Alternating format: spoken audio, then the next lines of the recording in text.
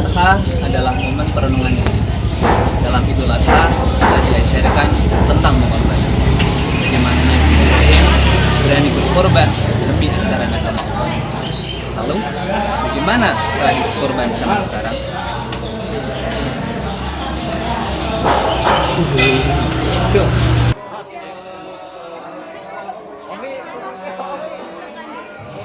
Setiap tanggal 10 Dzulhijjah, kaum muslimin menjalankan ibadah kurban. Orang Islam yang mampu berkurban sesuai dengan kemampuannya masing-masing.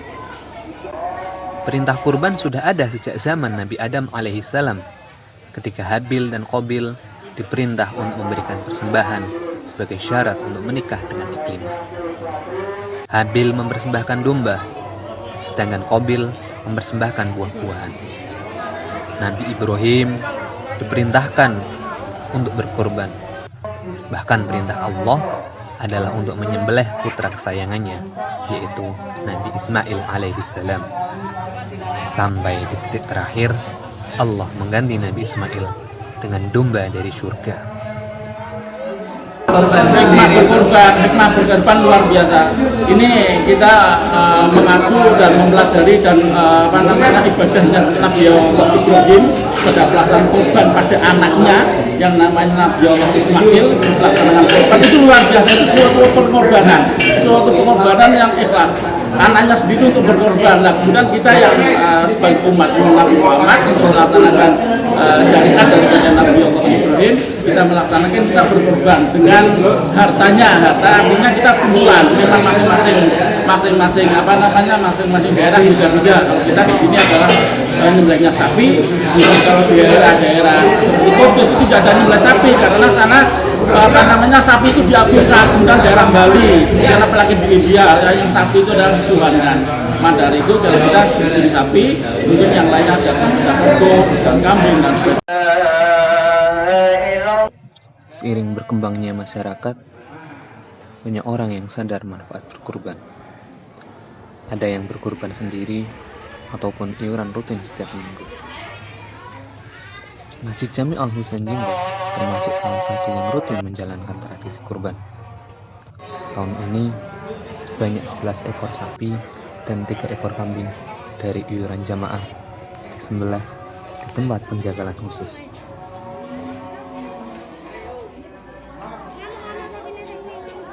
Untuk tahun ini jumlah sapinya ada 11, untuk kambing ada 3.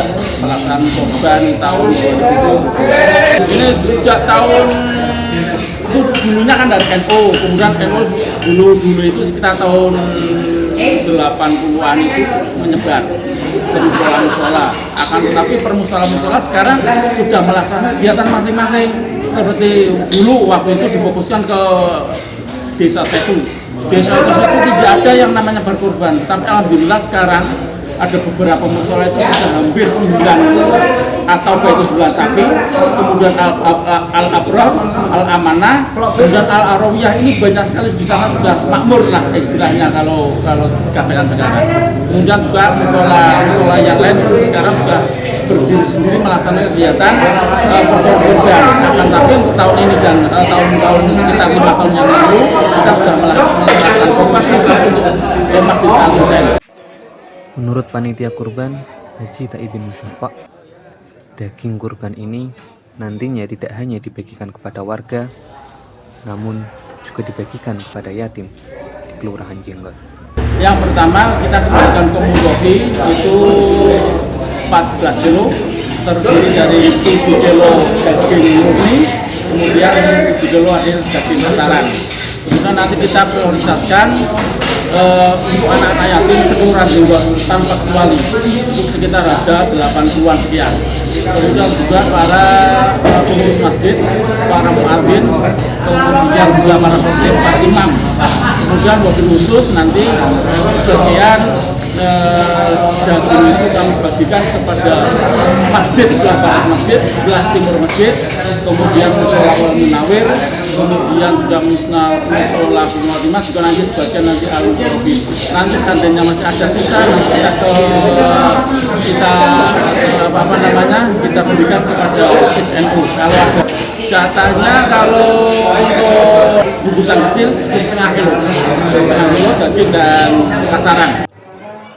Di tempat lain, Bapak Abdul Khalik, panitia kurban Musola At-Taubah, Jenggot Setu, menerangkan bahwa kurban di Musola At-Taubah terselenggara karena kepedulian warga terhadap sesama warga lainnya.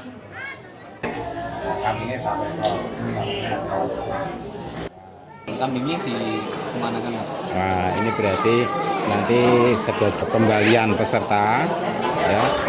Oh, per peserta itu nanti dikasih kembalian berarti daging 8,5 kilo, terus jeroan 1,5 kilo. Totalnya berarti per peserta dapat kembalian 10 kilo. Nah, terus nanti sisanya dibagikan ke warga masyarakat sini. Nah, kira-kira per kakak itu dapat daging berarti 1 kilo. Nanti kalau satu rumah itu ada 3 kakak berarti dapat 3 kilo. Kalau satu rumah ada 5 kakak ya berarti dapat 5 kilo. Berkurban memang memiliki fungsi mendekatkan diri kepada Allah. Namun di sisi lain, berkurban juga memiliki manfaat sosial yang tinggi. Dulunya kan sini nggak ada. Nah, kok kita lihat warga masyarakat sini kalau nggak dapat daging dari luar kan kasihan, kan nggak dapat. Ada itu yang pernah nenek sama cucunya di depan rumah sudah beli arang sama siapin tusuk sate ya, sampai 3 hari itu nggak ada yang ngasih, itu kan kasihan. Nah, akhirnya dari kejadian itu pihak pengurus musola awalnya itu musyawarah, tapi intern, maksudnya dipandang yang mampu-mampu dikumpulkan, terus diajak iuran, itu dapat yang pertama itu berarti 2 ekor sapi. Warga masyarakat ini hatinya sudah banyak yang terbuka, jadi punya keniatan untuk untuk ikut kurban gitu. Soalnya kita memang wilayah Jenggot Setu sini memang dulunya kalau nggak ada yang ada yang korban, jadi nunggu dikasih dari Masjid Jenggot Alusen.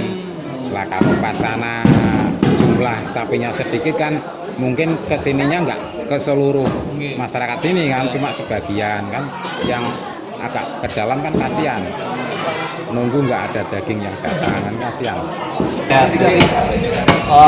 Terus tahun Berapa tahun? berapa rupiah Pak? 50 rupiah setiap minggu 50.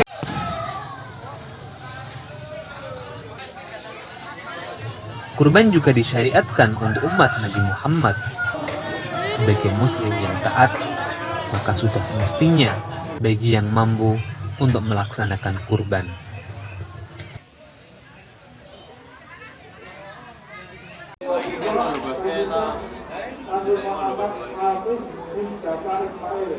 Kegiatan harapan syiar daripada agama Islam, daripada masjid, kemudian masyarakat, kita betul-betul melaksanakan kegiatan ini.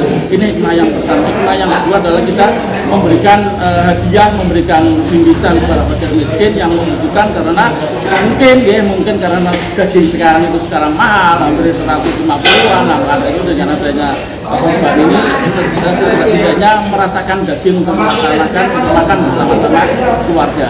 Islam mengajarkan tentang bagaimana sebagai seorang manusia harus saling peduli satu sama lain.